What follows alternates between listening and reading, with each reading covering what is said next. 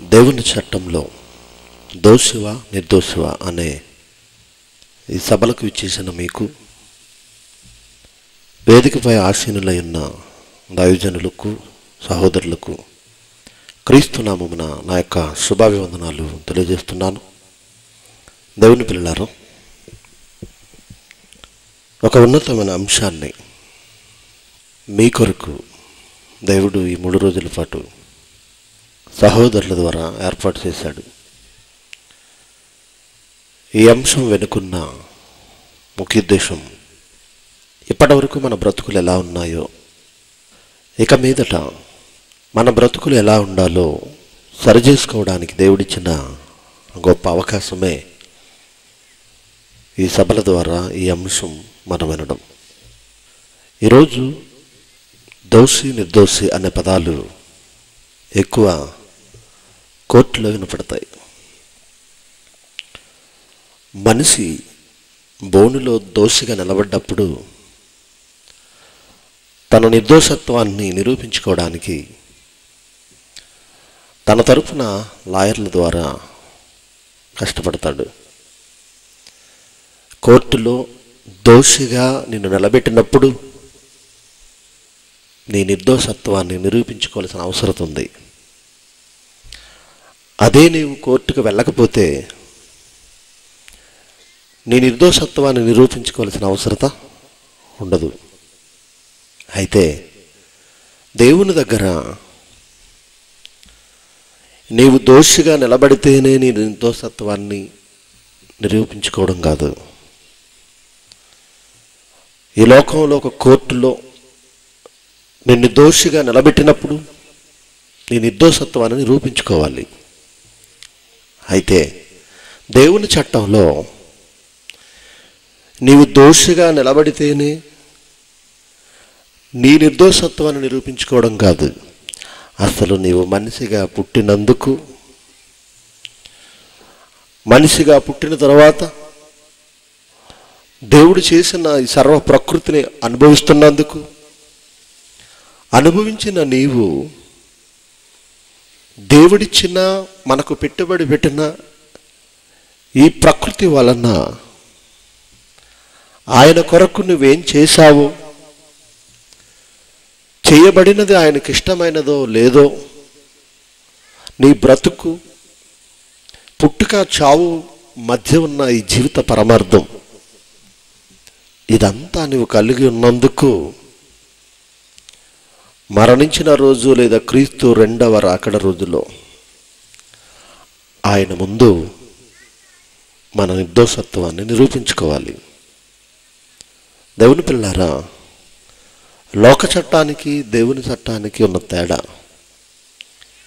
ఎవరైనా నీ మీద నేరం మోపినప్పుడు, నువ్వు నేరస్తుడిగా దోషిగా బోనులో నిలబడ్డప్పుడు నీ నిర్దోషత్వాన్ని నిరూపించుకోవాల్సిన అవసరత ఇక్కడ ఏర్పడింది.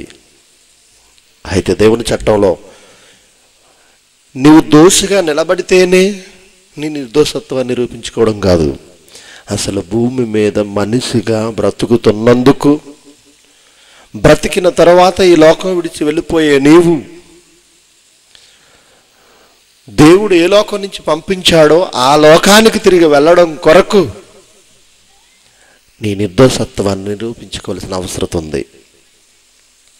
అదే లోక చట్టానికి దేవుని చట్టానికి ఉన్న తేడా.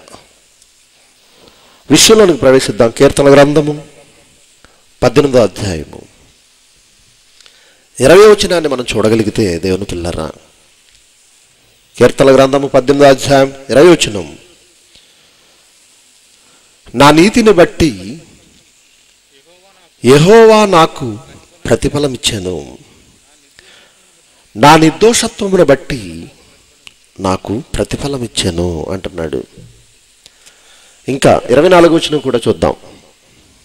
24వ వచనం, కావున యెహోవా నేను నిర్దోషిగా నుండుట చూచి తన దృష్టికి కనబడిన నా చేతుల నిర్దోషత్వమును బట్టి నాకు ప్రతిఫలం ఇచ్చాను.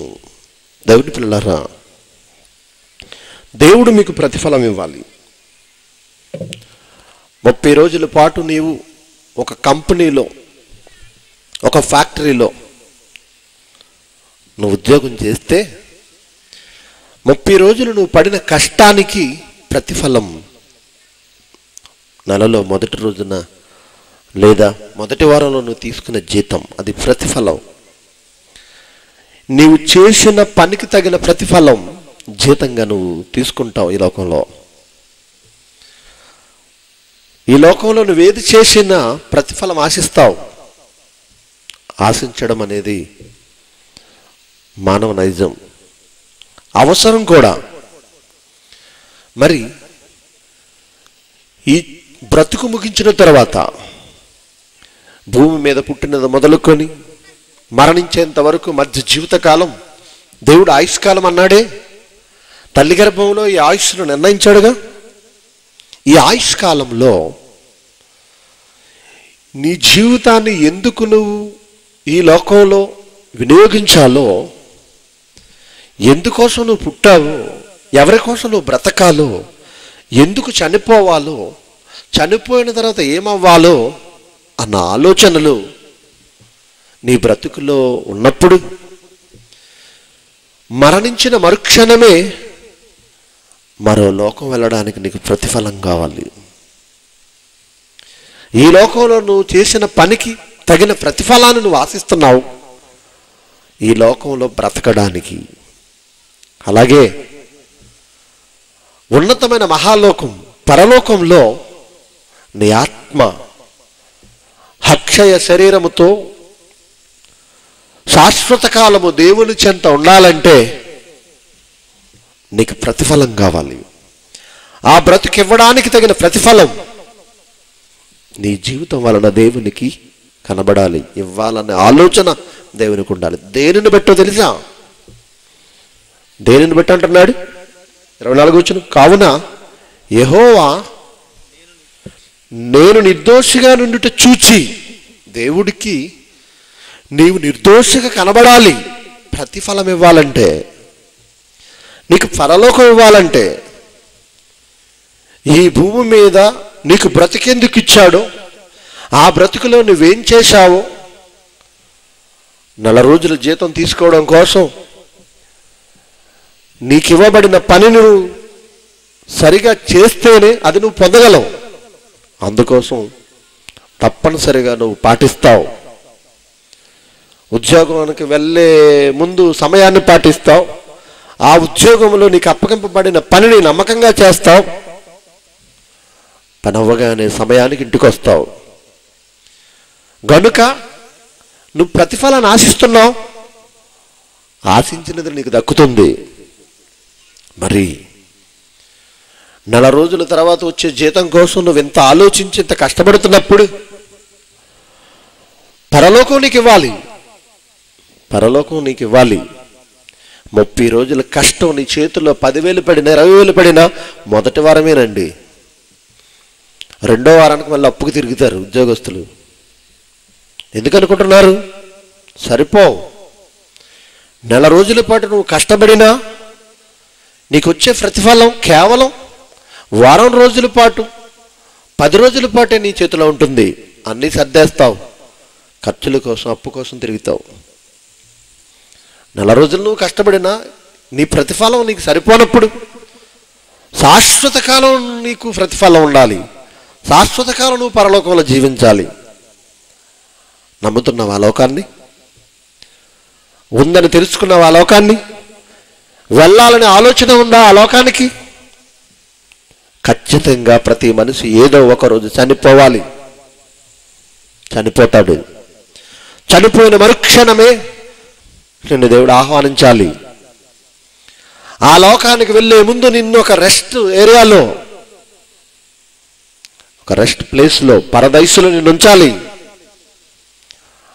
అందుకు దేవుడు నీలో ఏం చూస్తానంటున్నాడు?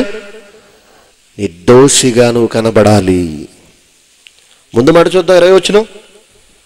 నా నీతిని బట్టి యెహోవా నాకు ప్రతిఫలం ఇచ్చాను, నా నిర్దోషత్వమును బట్టి నాకు ప్రతిఫలం. నీకు పరలోకం దక్కాలంటే, ఆ ప్రతిఫలం నువ్వు పొందాలంటే నీ నిర్దోషత్వాన్ని చూస్తాడు దేవుడు. ఆయన దృష్టికి నువ్వు నిర్దోషిగా కనబడాలి. గుండెల మీద చేసుకుని చెప్పండి, దేవుని ఎదుట నేను నిలబడితే నిర్దోషిగా నేను కనబడతాను అన్న ధైర్యం ఉన్నవారు ఆత్మవిమర్శ చేసుకోండి ఒక్కసారి. దేవుని పిల్లలారా, గనుక ఖచ్చితంగా నువ్వు పరలోకం వెళ్ళాలంటే దేవుడు నీ నిర్దోషత్వాన్ని చూడాలి. ఎలా నువ్వు నిరూపించుకోగలవు? ఇప్పటి వరకు ఈ ఆలోచన నీకు లేకపోవచ్చు. నేను ఏదైనా నేరం చేస్తేనే కదా నా నిర్దోషత్వాన్ని నేను నిరూపించుకోవాలి. గనుక నేను ఏ నేరం చేయలేదు కనుక బోనులో నేను దోషిగా నిలబడని అవసరం లేదు నువ్వు ఈ లోకంలో ఈ లోక చట్టాన్ని బట్టి నువ్వు అనుకోవచ్చు. కానీ ఖచ్చితంగా ఈ జీవితాన్ని ముగించిన తర్వాత నువ్వు పరలోకం వెళ్ళాలన్నా, ఆ ప్రతిఫలం నువ్వు పొందాలన్నా నీ నిర్దోషత్వాన్ని దేవునికి చూపించాలి. గనుకనే ఈ విషయం మీరు ఇప్పటి వరకు ఆలోచించలేదని ఆయన ముందు దోషిగా మీరు ఎక్కడ నిలబడతారో అనే ఒక భయంతో, ఆవేదనతో తమ్ముడు కిషోర్తో పాటు ఈ గ్రామంలో ఉన్న యవనస్తులందరూ ఒక చక్కటి అంశాన్ని ఎన్నుకున్నారు. అదే దేవుని చట్టంలో దోషివా నిర్దోషివా చూద్దాం. ఎవరి నిర్దోషత్వాన్ని బట్టి దేవుడు ఎవరెవరికి ఎలాంటి ప్రతిఫలాన్ని ఇచ్చాడో, వారి ద్వారా మనం ఏం నేర్చుకోవాలో, మన బ్రతుకులు ఎలా ఉన్నాయో ఒక్కసారి బైబిల్లో దేవుడు వారి కొరకు రాయించిన భక్తుల జీవితాలను ఒక్కసారి తెరిచి చూద్దాం. మీ బైబిల్ తెరిచి చూడండి. దానియేలు గ్రంథము 6వ అధ్యాయము 21-22 వచనాలు చూడండి. దేవుని పిల్లలారా, రాజు చిరకాలము జీవించునుగాక. దర్యావేషు అనే రాజుతో మాట్లాడుతున్నాడండి. మాదీయ పారసీకులు పరిపాలిస్తున్న కాలంలో దానియేలు అనే మహాభక్తుడు ఆ రాజ్యమునకు ముందే ఉన్నాడు. ఆ మాదీయ పారసీకుల రాజ్యానికి రాజుగా ఉన్న దర్యావేషు కాలంలో జరిగిన సంఘటన. దానియేలు రాజుతో మాట్లాడుతున్నాడు. రాజు చిరకాలము జీవించునుగాక, నేను నా దేవుని దృష్టికి నిర్దోషినిగా కనబడితిని గనుక ఆయన తన దూత నంపించి సింహములు నాకు ఏ హానియు చేయకుండా వాటి నోళ్ళును మోయించెను. దానియేలు మాట్లాడుతున్నాడు, నేను నా దేవుని దృష్టికి నిర్దోషిగా కనబడ్డాను. దేవుని దృష్టికి దానియేలు నిర్దోషిగా కనబడ్డాడట. అందుకోసం దానియేలును సింహపు గుహలో సింహపు నోళ్ళ నుండి తప్పించాడు. అదేంటండి, సింహపు గుహలోకి ఎందుకు వెళ్ళాడు? అసలు ఏం జరిగింది? దేవుని దృష్టికి నిర్దోషిగా కనబడవలసిన పరిస్థితి, అలా కనబడినప్పుడు దేవుడు అతనికి ఇచ్చిన ప్రతిఫలం ఏంటి? అసలు ఎందుకు ఈ మాట చెబుతున్నాడు? అసలు ఏం జరిగింది ముందు అని ఆలోచిస్తే, మీరు ఇంటికి వెళ్ళిన తర్వాత చదవండి. 6వ అధ్యాయం అంతా చదివితే ఉన్న సందర్భం ఏంటంటే, దేవుని పిల్లారా, మీకు అర్థం అవడానికి ఒక 2-3 వచనాలు చదువుదాం. 6వ అధ్యాయం 1వ వచనం నుంచి, తన రాజ్యం అంతటిపైన అధిపతులుగా ఉండుటకై 120 మంది అధిపతులను నియమించుటకు దర్యావేషునకు ఇష్టమాయెను. వారిపైన 3 ప్రధానులుగా నియమించెను. ఆ 3 దానియేలు ముఖ్యుడు. రాజునకు నష్టము కలగకుండానట్లు ఆ అధిపతులు తప్పకుండా వీరికి లెక్కలో అప్పజెప్పవలెనని ఆజ్ఞ ఇచ్చెను. ఈ దానియేలు అతి శ్రేష్టమైన బుద్ధి గలవాడై ప్రధానులలోను అధిపతులలోను ప్రఖ్యాతి నొంది ఉండెను గనుక రాజ్యం అంతటి మీద అతను నియమింపవలనని రాజు ఉద్దేశించెను. 120 మంది అధిపతులు, 3 ప్రధానులు. ఈ ప్రధానుల అధిపతులలో దానియేలు ముఖ్యుడు, తెలివైనవాడు, జ్ఞానమున్నవాడు, దైవభక్తి కలిగినవాడు. అందరికంటే పైన రాజు ఇతను నియమించాడు. ఖచ్చితంగా అధిపతులైన, ఇతనితో పాటు ఉన్న ప్రధానులైన రాజ్యం విషయంలో ప్రతి లెక్క తప్పనిసరిగా దానియేలుకు అప్పగించాలి. ఎప్పుడైతే అధికారంలోకి వచ్చారో ముందున్న నీతిని మర్చిపోతారండి ప్రతి ఒక్కరు. ఎప్పుడైతే అధికారానికి వచ్చారో ముందు ఇచ్చిన మాటలు మర్చిపోతారు, ముందు చేసిన అతని మంచి క్రియలు మర్చిపోతాడు. అధికారాన్ని బట్టి, పరిస్థితులను బట్టి తన జీవితాన్ని మలుపులు తిప్పుతూ ఉంటాడు, చేతులు మారుస్తూ ఉంటాడు. దానియేలేమో దేవుని భక్తుడు, ఖచ్చితమైన వాడు, లెక్క అప్పగించకపోతే తోలు తీసేస్తున్నాడు. గనుక ఎలాగైనా దానియేలును బంధించాలని పథకం వేశారండి అధిపతులు, ప్రధానులు. ముందుగానే రాజు చేత ఒక శాసనం చేయించేశారు. 7వ వచనం నుంచి రాజ్యపు ప్రధానులు, సేనాధిపతులు, అధిపతులు, మంత్రులు, సంస్థానాధిపతులు అందరూ కూడి రాజుకు ఖండితమైన చట్టము స్థిరపరిచి దానిని శాసనముగా చాటింపజేయనట్లు ఆలోచన చేసిరి. ఏంటా శాసనం అంటే 30 దినముల వరకు రాజు యొద్ద తప్ప మరి ఏ దేవుని యొద్దను మానవుని యొద్దను ఎవడును ఏ మనవి చేయకూడదు. ఒకవేళ చేసిన ఎడల వాడు సింహముల గుహలో పడద్రోయబడెను. రాజా, ఈ ప్రకారముగా రాజు శాసనం ఒకటి పుట్టించి మాదీయుల యొక్క, పారసీకుల యొక్క పద్ధతిని అనుసరించి స్థిరమగు శాసనముగా ఉండినట్లు దాని మీద సంతకము చేయమని మనవి చేసిరి. ఆ విధంగా సంతకము చేసి రాజు శాసనం ఇచ్చేశాడు. దేవుని పిల్లలారా, మానవ చట్టములో అప్పుడున్న రాజ్యములో ఒక శాసనం వెలువడింది. ఏంటా శాసనం? ఎవరు ఏ మనవి చేయాలన్నా, అది ఆవేదనైనా, ప్రార్థనైనా, దుఃఖమైనా, వారు తెలియజేసుకోవలసిన ఏ మనవి అయినా రాజు దగ్గరే మనవి చేయాలి, దేవుని దగ్గర లేదా ఏ మానవుని యొద్ద చేయకూడదు. ఈ శాసనాన్ని ధిక్కరిస్తే రాజు దృష్టికి దోషిగా కనబడతాడు, సింహపు గుహలో పడవేయబడాలి. ఆలోచించండి, ఎలాంటి శాసనము చూడండి. ఈరోజు మనుషులు దేవుని కంటే మానవునికి ఎక్కువ విలువిస్తున్నారు అనడానికి ఇదే నిదర్శనం. ఆనాటి నుండి ఈనాటి వరకు దేవుని స్థానంలో మనిషిని పెట్టేశారు. దేవుని స్థానంలో మనిషిని పెట్టేశారు. ఇంటర్నెట్లోనండి కొంతమంది సోదరులు ఒక వెబ్సైట్, యూట్యూబ్ ఛానల్ను ఓపెన్ చేశారండి. అదేంటి తెలుసా? I for God. ఏంటది? ఐ ఫర్ గాడ్, నేను దేవుని కోసం. ఐ ఫర్ గాడ్ అని ఒక ఛానల్ ఓపెన్ చేసినప్పుడు ఆ పేరుకు తగ్గ మరి మనుషులు బ్రతికితే బాగుంటుంది కదండి సోదరులు. లేదండి, ఐ ఫర్ గాడ్ అని పేరు పెట్టిన వీరు ఏం చేశారు తెలుసా? నేను దేవుని కోసం అని మొదలుపెట్టిన వీరు నేను ఫలానా సోదరుని కోసం అని మారిపోయారు. ఈరోజు దేవుని స్థానంలో దేవునికి ఇవ్వవలసిన ప్రియాతిని ఒక వ్యక్తికి ఆపాదించేశారు. దేవుని స్థానంలో మరొక మనిషిని పెట్టేశారు. ఒకవేళ నేను నా దేవుని కోసం అన్నప్పుడు ఆ దేవుని తరపున పనిచేసే సేవకులందరికీ నీవు సమానంగా పనిచేయాలి, సేవ చేయాలి, సహకరించాలి. నేను నా దేవుని కోసం అన్నప్పుడు ఆ దేవుడు ఏర్పరిచిన ఈ పిల్లలందరినీ సమానంగా చూడాలి. పక్షపాత ధోరణితో వ్యవహరిస్తున్నావంటే నీవు దేవుని స్థానంలో ఎవరిని పెట్టావు? మనిషిని పెట్టావు. నీ ఆలోచన అతని మీదే ఉంచావు. ఒక మాట బైబిల్లో ఉంది, చూస్తారా? ఇది ఎలా ఉంచడం మరలా వద్దాం. నిర్గమకాండము 20వ అధ్యాయము 7వ వచనాన్ని చూడండి దేవుని పిల్లారా. నిర్గమకాండము 20వ అధ్యాయం 7వ వచనం. వేదిక మీద ఉన్నవారు చదవాలి త్వరగా. నీ దేవుడైన యెహోవా నామమును వ్యర్థముగా ఉచ్చరింపకూడదు. యెహోవా తన నామమును వ్యర్థముగా ఉచ్చరించు వానిని నిర్దోషిగా ఎంచడు. నువ్వు దోషివి నాయన. ప్రతిదానికి నువ్వు దేవుడనే పదాలను ఉపయోగిస్తున్నావు, ఆ పదానికి నువ్వు న్యాయం చేయడం లేదు. చాలామంది అంటారండి, గాడ్ ప్రామిస్రా అంటారు.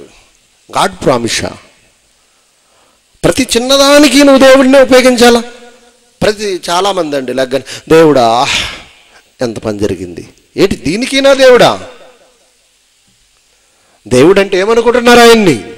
ఆయన దహించు అగ్ని, భీకరుడు, భయంకరుడు, ముల్లోకాల చక్రవర్తి, సైన్యములకు అధిపతి, ఈ సర్వ సృష్టిని కలుగజేసిన వాడు, ఆకాశమునకు భూమికిని మహాకాశములకు ప్రభువు.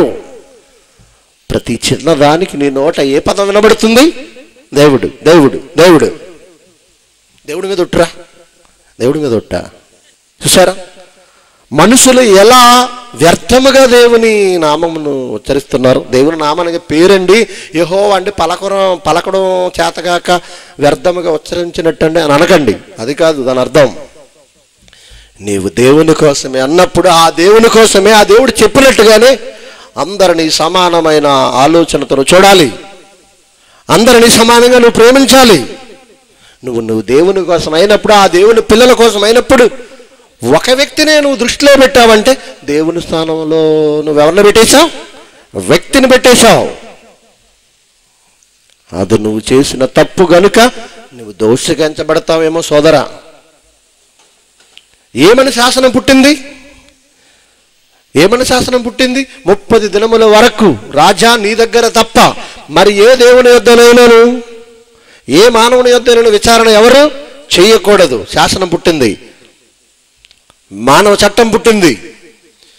ఇప్పుడు దానియేలు దేవుని చట్టంలో నిర్దోషిగా ఎంచబడాలి. దేవుని చట్టంలో నిర్దోషిగా ఎంచబడాలి. దానియేలు ఏం చేయాలి? దేవుని చట్టములో నిర్దోషిగా ఎంచబడితే ఇప్పుడు మానవ చట్టములో నేను దోషినైపోతానని దానియేలు దేవుని చట్టాన్ని ధిక్కరించలేదు. అయ్యో ఇప్పుడు రాజు దృష్టికి నేను దోషినైపోతే నా పరిస్థితి ఎంత భయంకరం, అయ్యో నా ప్రాణాలు పోతాయేమో, దేవుడు కనబడడం లేదు కదా, ఎక్కడో ఉన్నాడు కదా, ఆయన నన్ను పట్టించుకోవడం లేదేమో, లేదా నన్ను పట్టించుకోవడలే అనే ఒక అనాలోచన దానియేలు చేయలేదండి. మానవ చట్టంలో నేను దోషిగా ఉన్నా పర్వాలేదు, నా దేవుని చట్టంలో నేను నిర్దోషిగా ఎంచబడాలని ఆలోచించిన వాడే దానియేలు. ఏం చేశాడు చూడండి. దానియేలు గ్రంథం 6వ అధ్యాయము 10వ వచనం చదువుదామండి. 10వ వచనం. ఇట్టి శాసనము సంతకము చేయబడిన దానియేలు తెలుసుకొనినను, ఒకవేళ దేవుని యొద్ద ఏ మానవుని యొద్ద మనవి చేసినా సింహపు గుహలో నేను పడిపోవాలి అన్న భయం లేక ఆ శాసనము ఉందని తెలిసినా ఏం చేశాడండి? దేవుని చట్టానికి లోబడ్డాడు. మానవ చట్టాన్ని ధిక్కరించి మానవ చట్టానికి దోషిగా మిగిలిన దేవుని చట్టంలో నిర్దోషిగా నిలబడాలనుకున్నాడు. అతడు తన ఇంటికి వెళ్ళి యథాప్రకారముగా దినము 3 మోకాల్లోని తన ఇంటి పైగది కిటికీలు యెరూషలేము తట్టునకు తెరవబడి ఉండగా తన దేవునికి ప్రార్థన చేయుచు ఆయనను స్తుతించుచు వచ్చెను. ఏం చేశాడు? దేవుని కోసమే నేను, నా దేవుని కోసమే నేను అని ఆలోచించిన దానియేలు, నేను బ్రతికితే దేవుని కోసమే బ్రతకాలి, నేను చనిపోతే దేవుని చట్టంలో నిర్దోషిగా మిగలాలి, నేను నా దేవుని కోసం అన్న ఆలోచనతో మానవ చట్టానికి దోషిగా కనబడిన దేవుని చట్టములో మాత్రం నిర్దోషిగా కనబడ్డాడు. వెంటనే వచ్చేశారు, కుట్ర పనిన వారందరూ వచ్చేశారు. రాజుతో చెబుతున్నారు. 12వ వచనం. రాజు సముఖమునకు వచ్చేశారు వాళ్ళందరూ. వచ్చి శాసన నియమమును బట్టి రాజా 30 దినముల వరకు నీకు తప్ప మరి ఏ దేవునికైనా మానవునికైనా ఎవడను ప్రార్థన చేయకూడదు, ఎవడైనా నువ్వు చేసిన వాడు సింహపు గుహలో పడద్రోయబడినని నీవు ఆజ్ఞయలేదా అని మనవి చేయగా రాజు, మాదీయులకి పారసీకులకి పద్ధతి ప్రకారం ఆ సంగతి స్థిరము, ఎవరు దానిని రద్దుపరచజాలరు అనెను. ఇంకా రాజు మాట మీద ఉన్నాడని అనుకున్నారండి. అయితే రాజా, మీరు ఎవరినైతే ముఖ్యుడిగా ఈ రాజ్యంలో నిలబెట్టారో అతడే మీ శాసనాన్ని ధిక్కరించాడు, అతడే దానియేలు అనగానే నిజంగా చాలా బాధపడ్డాడండి దర్యావేశు. ఇంత మంచి వ్యక్తి, ఇంత గొప్ప వ్యక్తి, ఇంతటి మహాజ్ఞాని, నమ్మకమైన వ్యక్తి ఏమైపోయాడు? వాళ్ళ దృష్టికి దోషిగా మిగిలిపోయాడు. ఈ శాసనాన్ని బట్టి ప్రయత్నించాడండి రాజు, కాపాడాలని ప్రయత్నించాడు. ఆ రోజంతా దానియేలుని ఎలా తప్పించాలని రాజు ప్రయత్నించగా శాసనాన్ని బట్టి రాజునే శాసించారండి వీళ్ళందరూ. 15వ వచనం.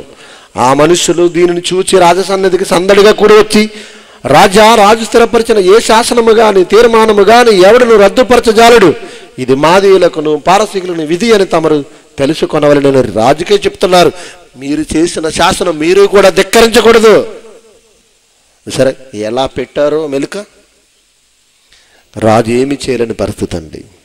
చివరకు దానియేలును సింహపు గుహలో పడేశారు. పడవేయగానే సింహములు తినేస్తాయి దానియేలు అనుకున్నారు వీళ్ళందరూ. దానియేలు పని అయిపోయింది అనుకున్నారు వీళ్ళందరూ. అయిపోయింది అనుకున్నారు. కానీ దేవుని దృష్టికి ఎలా కనబడ్డాడు? నిర్దోషిగా కనబడ్డాడు. ప్రతిఫలం వెంటనే ఇచ్చాడు. నా కుమారుడు నా దృష్టికి, నా చట్టములో నిర్దోషి కనబడ్డాడు. ఒక మానవుని నాలా చూడలేదు. నా స్థానంలో రాజును ఉంచలేదు నా కుమారుడు. ఈరోజు చూడండి దేవుని పిల్లలారా, దేవునికి ఇవ్వవలసిన స్థానాన్ని దేవునికి ఇవ్వడం లేదు. దేవునికి ఇవ్వవలసిన స్థానంలో మనుషుల్ని పెట్టేశారు. ఈరోజు మనుషుల్ని పెట్టేశారు. మనుషులపై చూపినంత ప్రేమ దేవునిపై చూపించలేకపోతున్నారు. పాస్టర్ గారిపై చూపించినంత ప్రేమ దేవుని మీద చూపించలేకపోతున్నారు. మీ పైన ఉన్న నాయకుడిపై చూపించిన ప్రేమ దేవునిపై చూపించలేకపోతున్నారు. నువ్వు అభిమానించే ఆ వ్యక్తిపై చూపించిన ఆ ప్రేమ నిన్ను పుట్టించిన దేవునిపై నువ్వు చూడలేకపోతున్నావు. ఏంటి చిన్న విషయం అండి ఇది, చిన్న విషయం, మీరు ఊహించిన విషయం, గమనించిన విషయం. ఆయన స్థానంలో, ఆయనకి ఇవ్వవలసిన స్థానంలో నీ మనసులో ఎవరికి స్థానం ఇచ్చినా, ఎవరికి చెప్పుకోవలసింది వారికి చెప్పుకోకుండా నువ్వు ఎవరికి చెప్పినా, ఎవరు నీకు పరలోకం ఇవ్వాలో ఆయనకు నువ్వు మనవి చేయకుండా ఈరోజు నీవు ఎవరో మనుషుల మీద నువ్వు ఆధారపడితే నీవు దేవుని దృష్టికి దోషిగా మిగిలిపోతావు. చూసారా? ఈ చిన్న విషయంలో ఒకవేళ రాజు చేసిన శాసనానికి, ఆ చట్టానికి భయపడి తన దేవునికి ప్రార్థన చేయడం, తన దేవునికి మనవి చేయడం ఒకవేళ దానియేలు మానేసుంటే శాశ్వతమైన నరకానికి వెళ్ళిపోదుడు దానియేలు. ఎందుకు? దేవుని చట్టంలో దోషిగా మిగిలిపోదుడు. కానీ అంటున్నాడు, రాజు అడిగాడు, అడగగానే దానియేలు చెప్తున్నాడు 21 వచ్చినందుకు దానియేలు, రాజా మీరు చిరకాలం జీవించునుగాక. నేను నా దేవుని దృష్టికి నిర్దోషిగా కనబడితిని గనుక, నిర్దోషిగా కనబడ్డాను గనుక ఆయన తన దూతను నంపించి నాకు మేలు చేశాడు, నన్ను తప్పించాడు, నాకు ప్రతిఫలం ఇచ్చాడు. ఈ లోక చట్టానికి భయపడక, లోక చట్టంలో దోషిగా నన్ను కనబడినా నా దేవుని దృష్టికి నేను నిర్దోషిగా కనబడాలని మీ శాసనాన్ని ధిక్కరించాను రాజా. అయితే మీ దృష్టికి నిర్దోషిగా ఉండవలసిన అవసరం నాకు లేదు, నా దేవుని దృష్టికి నేను నిర్దోషిగా అంచబడాలి అనుకున్నాడు. దేవుని దృష్టిలో నిర్దోషిగా నిలిచాడు దానియేలు. ఈయనకు ముందు బబులోను మహాసామ్రాజ్యాన్ని, ఈ ప్రపంచాన్ని పరిపాలించిన 4 మహాసామ్రాజ్యాలలో మొదటి సామ్రాజ్యమైన బబులోను మహాసామ్రాజ్యాన్ని పరిపాలించిన చక్రవర్తి నెబుకద్నెజరు. అతడేమన్నా తక్కువ తిన్నాడు అనుకుంటున్నారా? అధికారం చేతికి రాగానే దేవుణ్ణి కూడా ధిక్కరించే అంత పరిస్థితికి ఈరోజు మనుషులు వెళ్ళిపోయారండి. దేవుని శాసనాలను కూడా మార్చేసే పరిస్థితికి వెళ్ళిపోయారండి. ఈరోజు మనుషులందరినీ దేవుని దృష్టికి దోషులుగా చేసేసే పరిస్థితులు కల్పిస్తున్నారు. ఈరోజు నాయకుడిగా ఉన్నవాడు తన దగ్గర ఉన్న వారిని దేవుని దృష్టికి దోషులుగా మిగిల్చేసే పరిస్థితులను కల్పిస్తున్నాడు, పుట్టిస్తున్నాడు. ఒక దైవ సేవకుడు కూడా ఏ విషయం మాట్లాడడానికి మేము సంకోచించమండి, భయపడమండి. ఎందుకో తెలుసా? ఈరోజు సమాజంలో అనేక మంది అమాయకులైన పిల్లలు దేవుని దృష్టికి దోషులుగా మిగిలిపోతున్నారంటే కారకులు ఎవరో తెలుసా? వారిని పరిపాలిస్తున్న నాయకులు, వాళ్ళని దేవుని దృష్టికి నిర్దోషులుగా కనబరచవలసిన నాయకులు వారి గుప్పట్లో పెట్టుకుని దేవుని దృష్టికి దోషులుగా చేసేస్తున్నారు. అందుకేనండి మనల్ని చూసి దేవుడు ఏమన్నాడు తెలుసా? గొర్రెలు అన్నాడు. నిజంగా గొర్రె స్వభావాన్ని మీరు చూస్తేనండి, అవి ఎదురుకుండా ఏమొస్తున్నాయి చూసుకోవండి, దించుకుని వెళ్ళిపోతూ ఉంటాయి. దగ్గరకు వచ్చాక ఆ తల తగిలితే అప్పుడు తప్పుకుంటాయి. పోనీ ముందుది చూడలేదు, వెనకదైనా చూడొచ్చు కదా, అది గుద్దుకునే వెనకాల తెలివి గుద్దేసుకుంటుంది. గొర్రె స్వభావం చూసారా? అంటే ఎలాగైతే గొర్రె అమాయకంగా ఏమీ తెలియని దానిగా మార్గం అనుకుని వెళ్ళిపోతుందో అలా ఈరోజు క్రైస్తవులు కూడా గొర్రెలలా వారు సరైనదిగా కనబడి మార్గం అనుకుని వెళ్ళిపోతూ చివరికి ఏమైపోతున్నారు తెలుసండి, గొర్రెలు ఢీకొంటున్నారు. గొర్రె ఎదురుగుండా వచ్చే ఒక వెహికల్ని, ఒక వాహనాన్ని ఢీకొనొచ్చు, పాతాళ ద్వారంలో పడిపోతున్నారు ఈరోజు. ఢీకొనడం కాదు దేవుని పిల్లలారా. గనుక ఈరోజు అధికారిగా ఉన్నవారు, నాయకులుగా ఉన్నవారు తమ కింద ఉన్న వారిని దేవుని దృష్టికి నిర్దోషులుగా చూపించాలి, తయారు చేయాలి, కనబడేటట్టుగా వారికి చెప్పాలి, దేవుని చట్టాన్ని వివరించాలి. అలా లేరు. ఏం చేశాడు ఈ నెబుకద్నెజరు? చూడండి దేవుని పిల్లలారా, దానియేలు గ్రంథము 3వ అధ్యాయము 1వ వచనం నుంచి చూద్దాం. రాజగు నెబుకద్నెజరు బంగారు ప్రతిమ ఒకటి చేయించి బబులోను దేశములోని దోరాయన మైదానంలో దానిలో పెట్టించెను.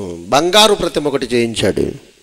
అది ఇతని ప్రతిమేం కాదు, ఏదో ఒక విగ్రహాన్ని, బంగారపు విగ్రహాన్ని నిలబెట్టాడు. ఎందుకు నిలబెట్టాడు?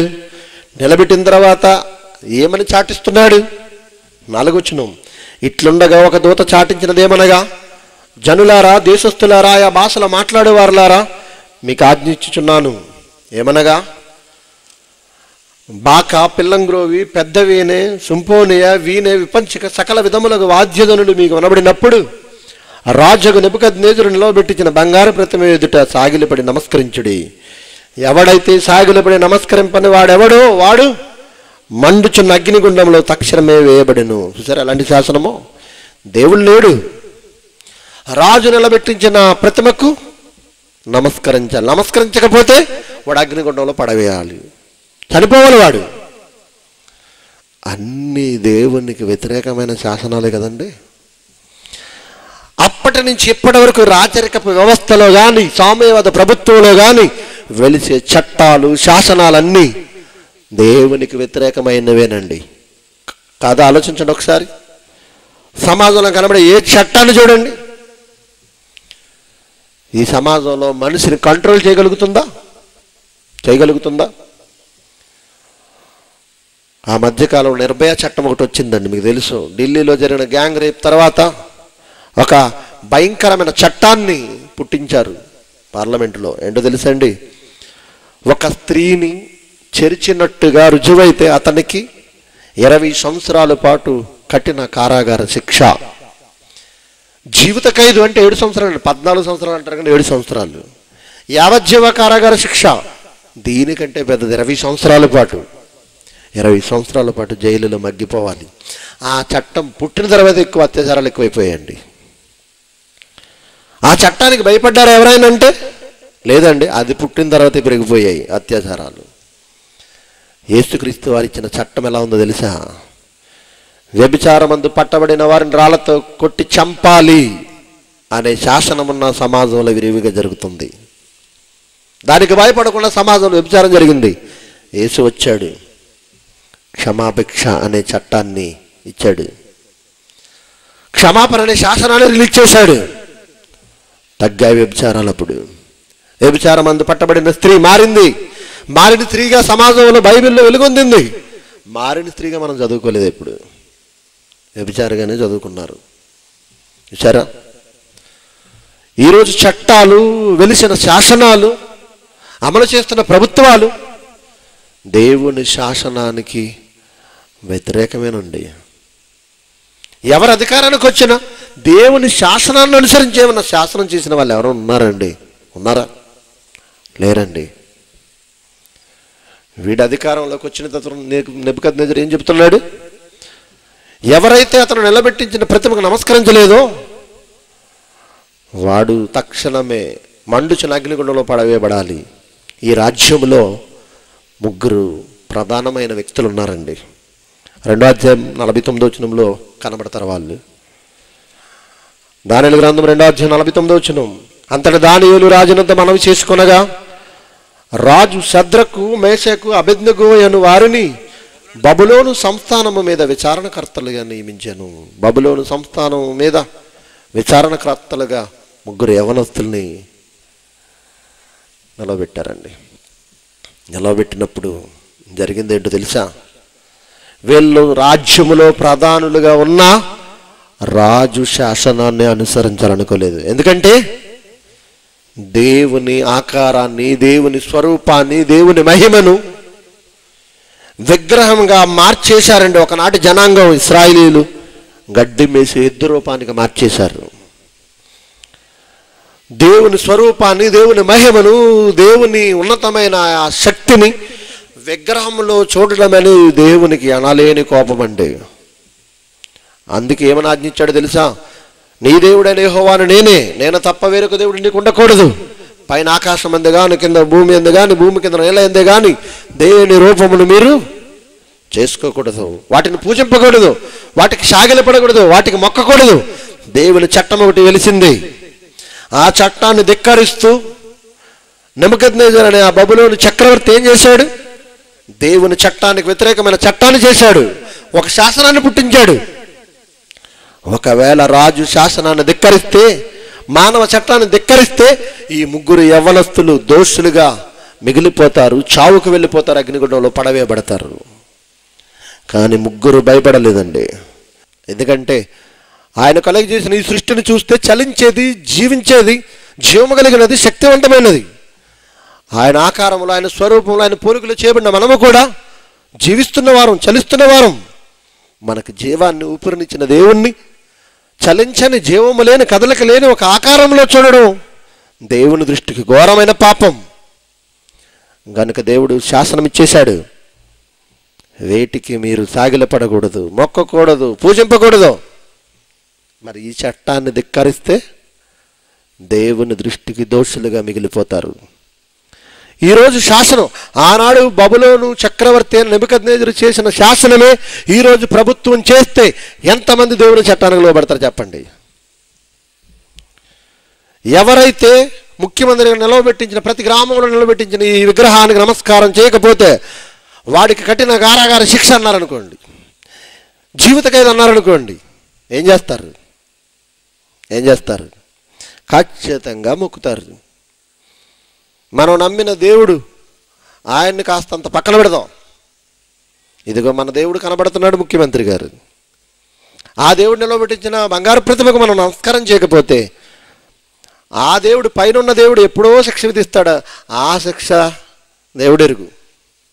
ఇప్పుడు ఈ శిక్ష తప్పించుకోవాలి. మన ఆలోచన చూడండి. అలా అనుకోలేదండి ఆ ముగ్గురు. రాజ్యంలో, సంస్థానములో ముఖ్యులుగా ఉంచబడిన ఏ రాజ్యంలో ఉన్నారో ఆ రాజ్యంలో దేవుని చట్టానికి వ్యతిరేకంగా జరిగిన శాసనాన్ని అనుసరించి దేవుని దృష్టికి దోషులు అవుదామని అనుకోలేదండి ఆ శద్రకు, మేషకు, అబేద్నెగోలు. వెంటనే యూదుల మీద కొండుములు చెప్పడానికి వచ్చేసారండి.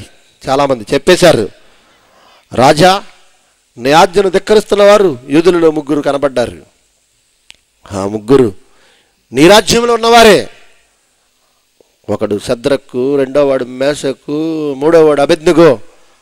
వీరు మీరు నిలవబెట్టించిన బంగారు ప్రతిమకు నమస్కరించడం లేదు రాజా అనగానే రాజు కోపేద్రేకుడు అయిపోయాడండి. నేను చేసిన శాసనాన్ని ధిక్కరిస్తున్నారా? వాళ్ళని పడేయండి అగ్నిగుండంలో, పిలిపించండి ఒకసారి నా దగ్గరికి, నేను మాట్లాడాలి, వారు నా సంస్థానంలో ఉన్నవారేనా అని పిలిపించాడండి. పిలిపించిన తర్వాత ఎదురుగా నిలబెట్టి అడుగుతున్నాడు, శద్రకు, మేషకు, అబేద్నెగో, మీ గురించి నేను విన్నది నిజమేనా అని. మీ గురించి నేను విన్నది నిజమేనా?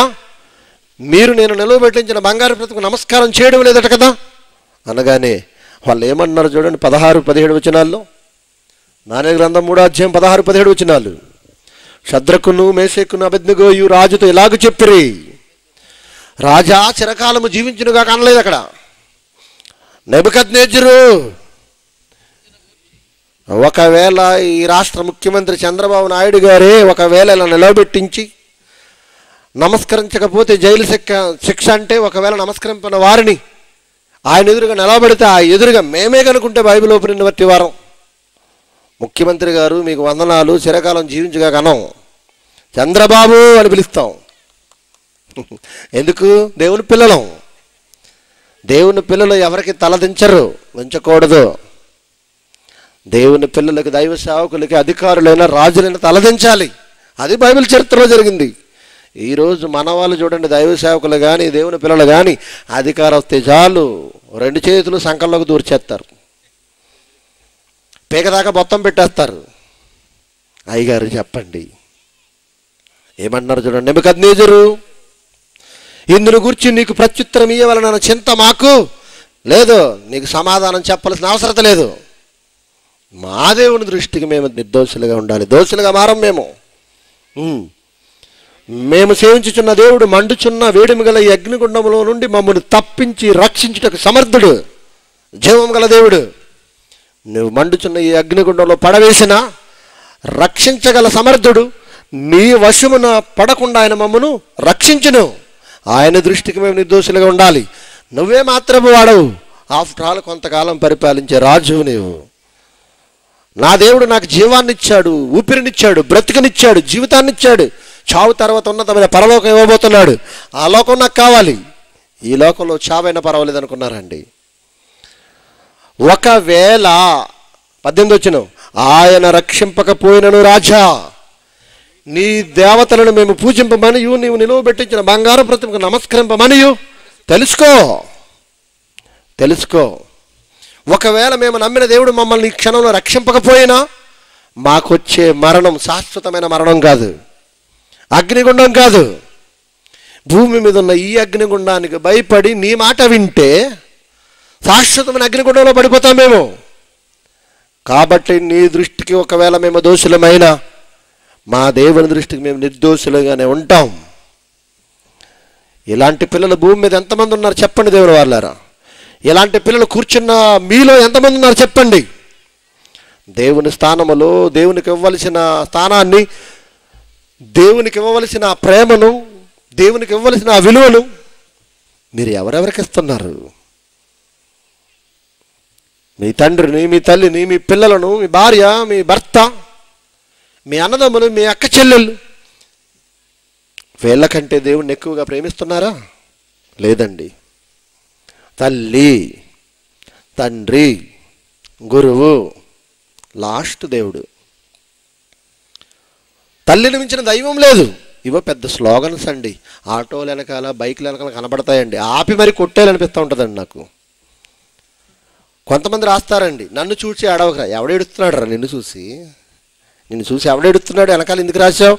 ఆపి మరి తన్నాలనిపిస్తుంది. నేనే కానీ ఆర్టీఓ ఆఫీసర్ అయితే మాత్రం మొత్తానికి బ్యాన్ చేసేస్తానండి ఇలాంటి పేర్లు రాసుకున్న ఆటోలన్నీ. తల్లిని మించిన దైవం లేదా? ఈరోజు దేవుని స్థానంలో ఒక భార్య తన భర్తను పెట్టింది, భర్త తన భార్యని పెట్టాడు. దేవుని కంటే ఎక్కువగా భర్తను ప్రేమిస్తుంది, దేవుని కంటే ఎక్కువగా భార్యను ప్రేమిస్తున్నాడు, దేవుని కంటే ఎక్కువగా పిల్లలను ప్రేమిస్తున్నాడు, దేవుని కంటే ఎక్కువగా అన్నదమ్ములను, అక్క చెల్లెలను ప్రేమిస్తున్నాడు, దేవుని కంటే ఎక్కువగా ఇంటిని, ఆస్తిని, సంపదలను ప్రేమిస్తున్నాడు. దేవుడే చివర. ఎవరైనా జీతం రాగానే దేవునికి ఎంత పక్కన పెట్టేసి కనమాయి ఖర్చులకు తీసుకుంటారా అండి? ముందు ఖర్చులన్నీ సర్దేస్తారు, అప్పుడు మిగిలితే దేవునికి అయ్యో దశం భాగానికి కూడా సరిపోవడం లేదా? పర్లేదులే. ఎవరేమంటారు? అయ్యగారు ఏమన్నా అనాలి, అయ్యగారు నన్ను మార్చేస్తాను, లేదు నేను సగమన్న మారిపోతాను. చూసారా? ఏమనకూడదు. పాపం ఆయన ఎక్కడ సంఘం దాటి వెళ్ళిపోతారు అని. మీరు రాకపోయినా పర్వాలేదు, మీ ధనం ఎంతైనా పర్వాలేదు, ఇక్కడే కొనసాగండి అని ఆయన మాట్లాడతాడు. చూసారా?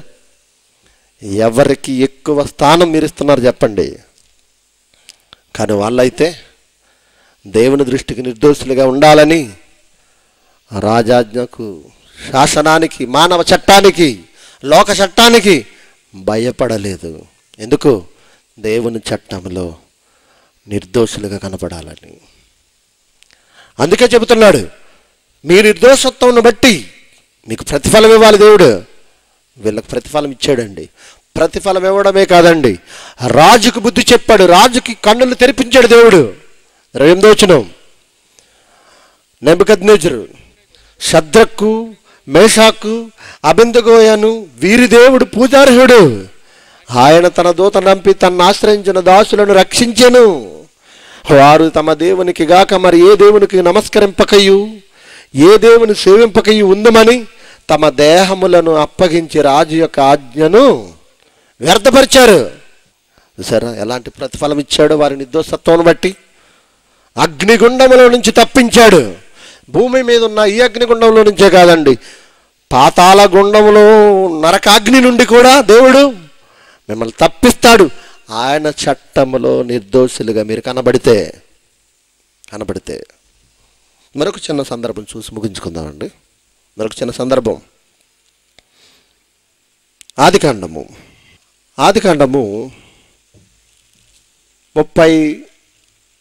39వ అధ్యాయం చూద్దాం దేవుని వాళ్ళరా. ఈ 39వ అధ్యాయంలో ఒక వ్యక్తి మనకు కనబడతాడు.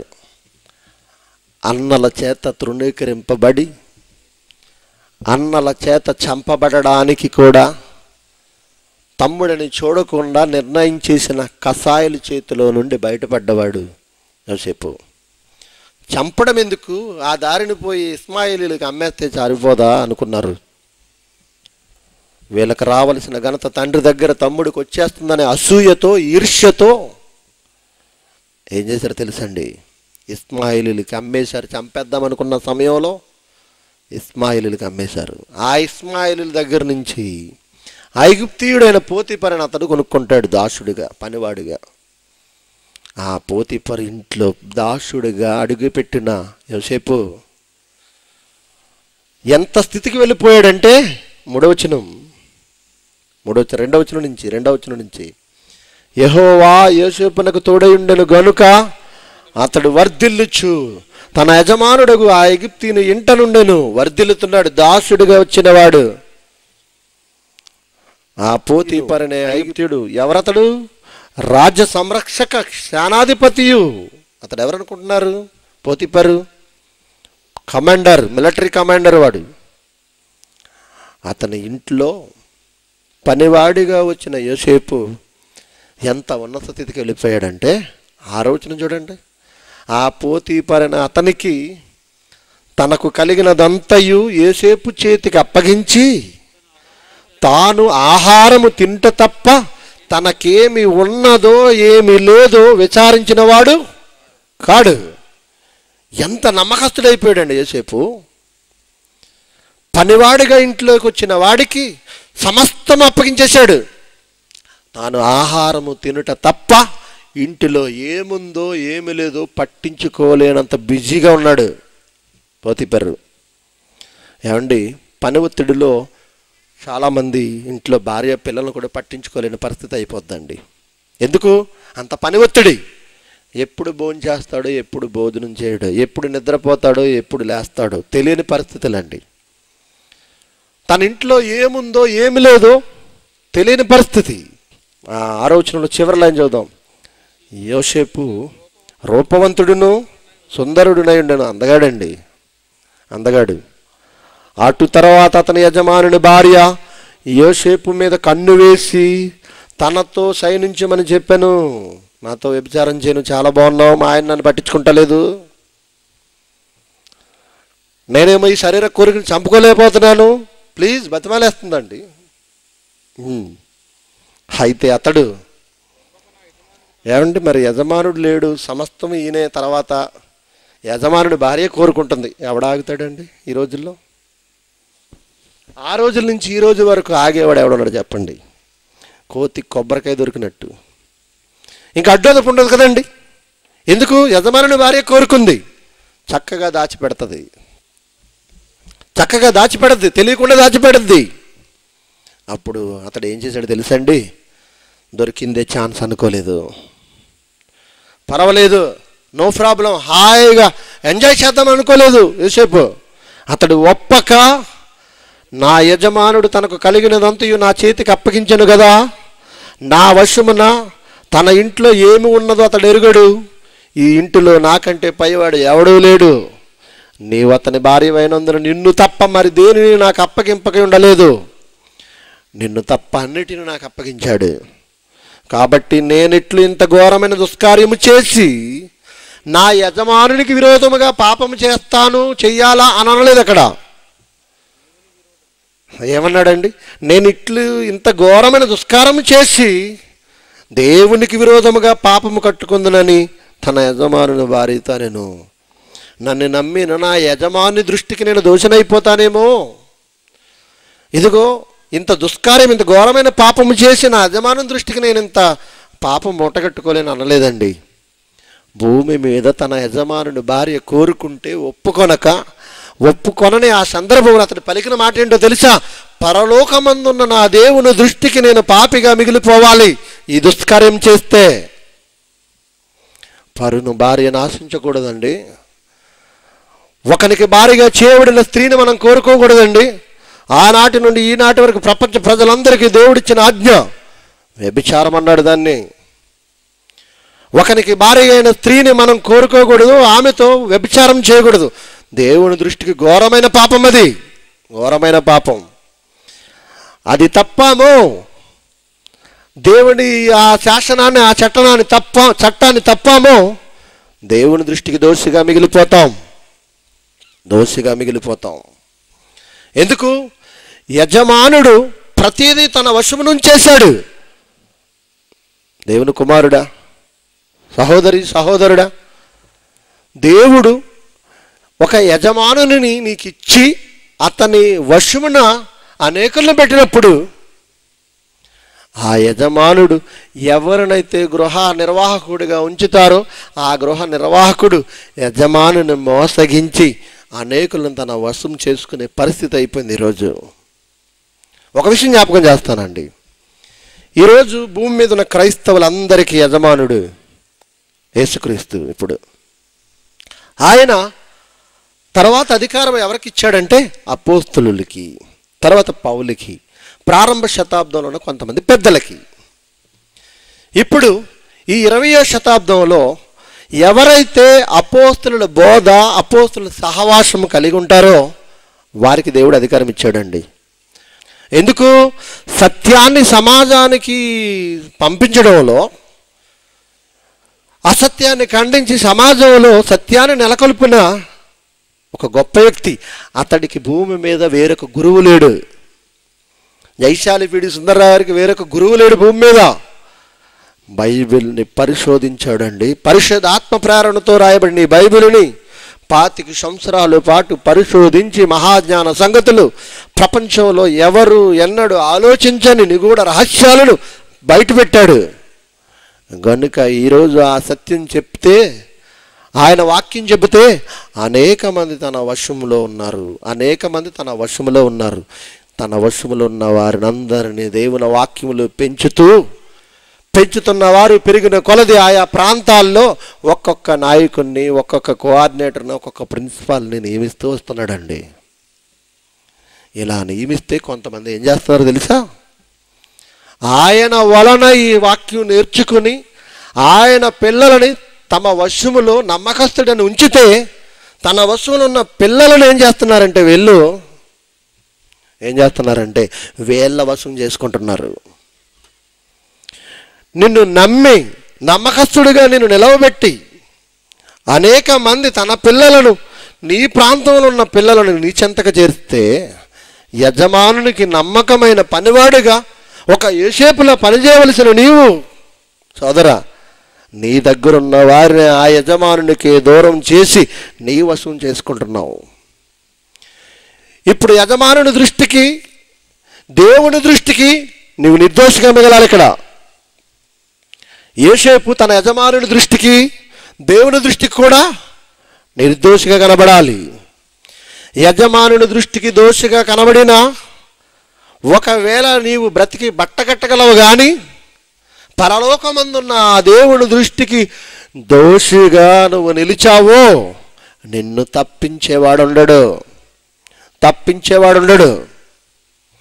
ఈరోజు ఎంతోమంది యవనస్తులు, ఎంతోమంది సోదరులు ఇలాంటి పాపములో పడిపోతున్నారు. దేవుని వారలారా, వాయా వరుసలు లేవు, వదినని లేదు, మరదలని లేదు, అత్తని లేదు, మేనత్తని లేదు. తన కుటుంబంలోని యజమానుని మోసగించి కోరుకున్న వ్యక్తిని సొంతం చేసుకొని ఈరోజు సమాజంలో కొన్ని ప్రాంతాల్లో జరుగుతున్న భయంకరమైన దుష్కార్యం ఈ వ్యభిచారం అండి, వ్యభిచారం. ఇప్పుడు యజమానిని దృష్టిలో ఇతడు దోషిగా మిగిలిపోయే పరిస్థితి కల్పించేసింది పోతీఫరు భార్య. ఎప్పుడైతే ఇతడు ఒప్పుకోలేదో, ఎప్పుడైతే ఇతడు కాదన్నాడో, సమయం చూసింది, అదును చూసింది, మాట్లాడుతూ వస్తుంది. ఒకానొక సమయంలో ఏం చేసిందో చూడండి. 11వ వచనం చదువుదామండి. అట్లుండగా ఒకనాడు అతడు తన పని మీద ఇంటి లోపలికి వెళ్ళినప్పుడు ఇంటి మనుషులలో ఎవరు అక్కడ లేరు. అప్పుడు ఆమె అతని వస్త్రము పట్టుకుని తనతో శయనింపమని చెప్పగా అతడు ఆ వస్త్రమును విడిచిపెట్టేసి తప్పించుకుని బయటికి పారిపోయాడు యోసేపు. ఇంత ఘోరమైన దుష్కార్యం నేను చేయను. నా దేవుని దృష్టికి నేను దోషిగా నిలబడకూడదు. దేవుని చట్టంలో దోషిగా నిలబడకూడదు. ఎందుకంటే పరుని భార్యని కోరుకోవద్దన్నాడు. నీ పొరుగు వాని భార్యను కూడొద్దన్నాడు. నీ సహోదరుడు చాటి మనిషి చేసుకున్న ఒక స్త్రీని నీ వశం చేసుకోవద్దన్నాడు. దావీదు అలా చేసుకున్నందుకు దావీదు అనుభవించిన శిక్ష మనకు చరిత్రలో, బైబిల్ చరిత్రలో రాయించాడు దేవుడు కాదా?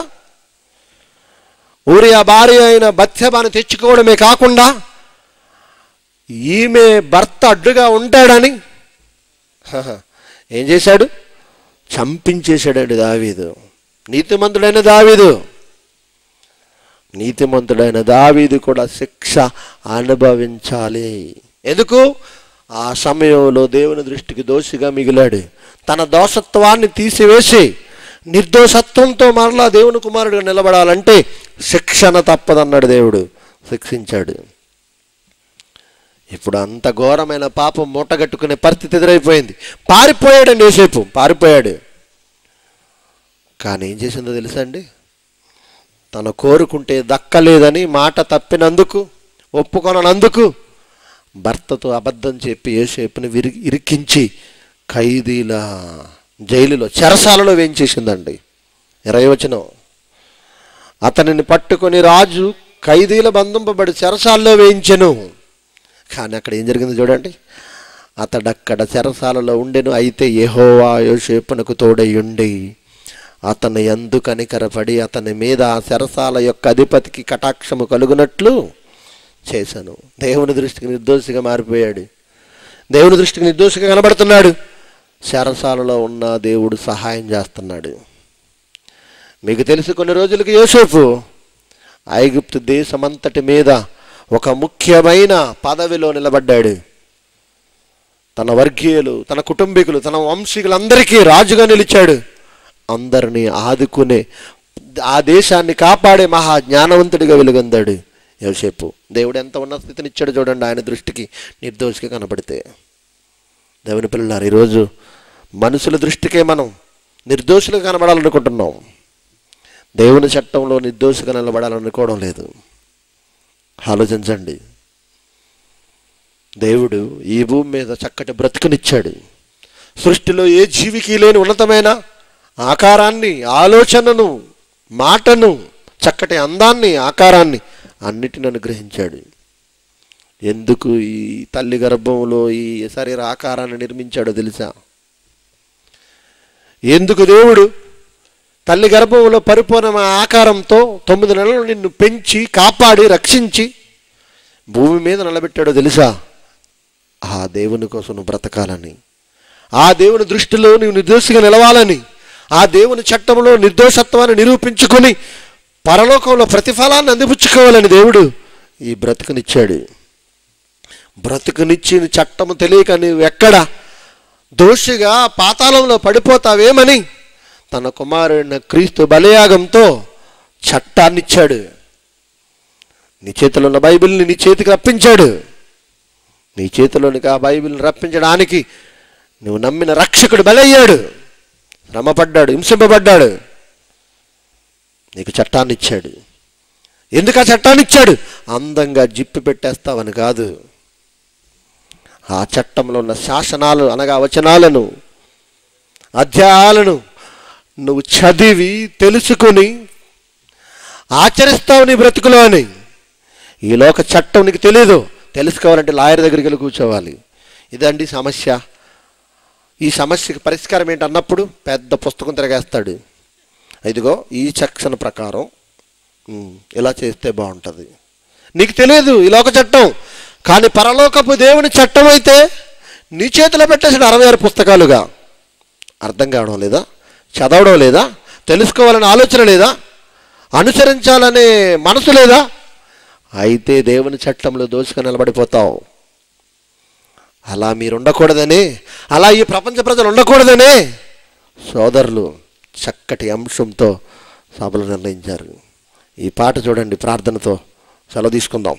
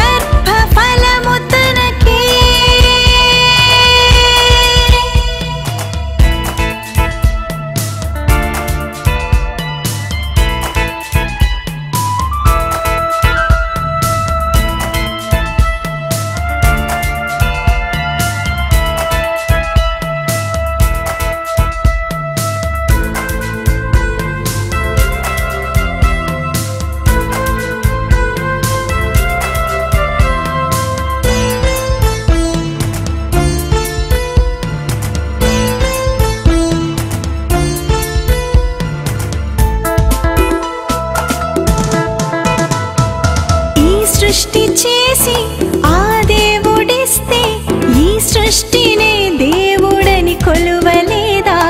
ఈ సృష్టి చేసి నీ కోసం ఇస్తే ఆ దేవుడే తండ్రిని తెలుసుకోవా? నీ తండ్రి అతడని, నిన్నే కన్నాడని, ఈ సృష్టి దూతలని గుర్తించలేవా? నీ తండ్రి అతడని, నిన్నే కన్నాడని, ఈ సృష్టి దూతలని గుర్తించలేవా? చెట్టు ఫలము నీకే, గర్భ ఫలము తనకే. చెట్టు ఫలము నీకే, గర్భ ఫలము తనకే. ఆ దేవుని మదిలో ఉన్నది నీవని, తన కోరిక తీర్చే మనిషివి నీవని.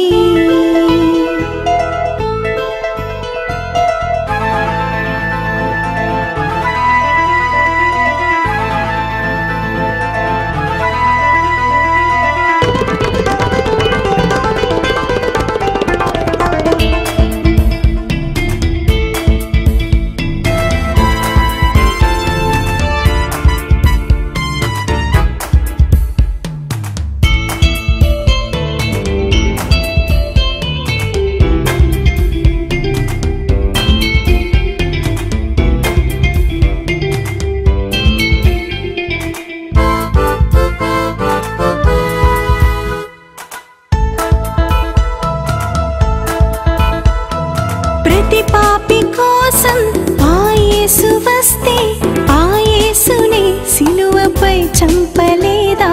ప్రతి పాపి కోసం ఆ యేసు వస్తే ఆ యేసునే సిలువపై చంపలేదా? నీ అన్నే అతడని, ప్రాణం పెట్టాడని, రక్షించే నాథుడని గుర్తించలేవా? నీ అన్నే అతడని, ప్రాణం పెట్టాడని, రక్షించే నాథుడని గుర్తించలేవా? పాపివైన నీవే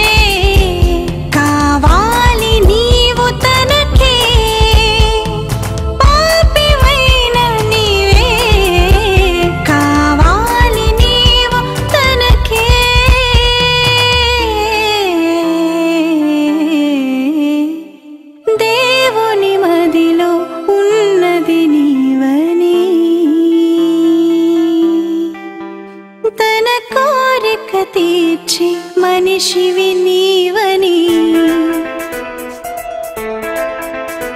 ఆ దేవుని మదిలో ఉన్నది నీవేనని, తన కోరిక తీర్చి మనిషివి నీవేనని, తన కోసమే నిన్ను చేశాడని, తన మనసుని నీకు చెప్పాలని, చెట్టు ఫలము నీకే, గర్భ ఫలము తనకే, చెట్టు ఫలము నీకే, గర్భ ఫలము తనకే, ఆ దేవుని మదిలో ఉన్నది నీవని, తన కోరిక తీర్చే మనిషివి నీవని. తల వంచండి, ప్రార్థన చేసుకుందాం. మహాపరిశుద్ధుడే మా కన్న తండ్రి, నీ పిల్లలు ఇప్పటి వరకు నీ మాటలు విన్నారు. నీ మాటల్లోని గొప్పదనం, నీ మాటల్లోని మాధుర్యం, మీ చట్టంలోని శాసనాలు ఈ లోకంలో మా బ్రతుకులలో నీ ఎదుట నిలబడిన సందర్భంలో మమ్మల్ని నిర్దోషులుగా నిలబెట్టే విధంగా ఉన్నాయి. అయినను ఈరోజు సమాజంలో అనేకులు మీ చట్టంలో, మీ మనసులో, మీ ఆలోచనలో ఉన్న ఈ శాసనాలను గ్రహించక, తెలుసుకోక, తెలిసిన అనుసరించక, ధిక్కరిస్తూ దోషులుగా మిగిలిపోతున్నారు.